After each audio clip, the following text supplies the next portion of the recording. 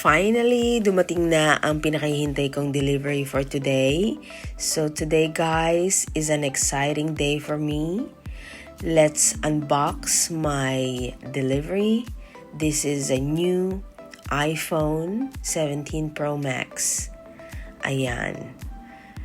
Ito na ang aking bagong phone. From iPhone 15 Pro Max, I upgraded to 17 Pro Max.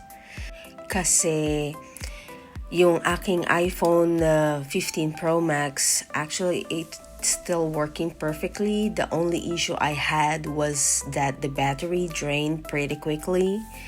So since Verizon gave me a great trade-in deal and my monthly payment actually went down with this new iPhone 17, so I decided it was a perfect time to upgrade. And according to Apple, of course, mas maganda yung mas larger ang display nito, 6.9 inches. At it has a better battery life, which is I really need. And also a better cameras, which is also I needed for vlogging. So, para makapag-vlog tayo ng maayos at maganda, ayan. I-charge muna natin ang ating iPhone para magamit ko na. Okay, ayan na. Nag-charge na siya. So, maya-maya i-set up na natin ang aking account. And perfect timing naman.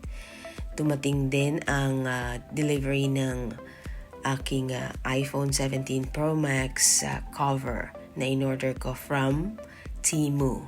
Ayan guys, sa Temu ko lang in-order ito. Tingnan natin.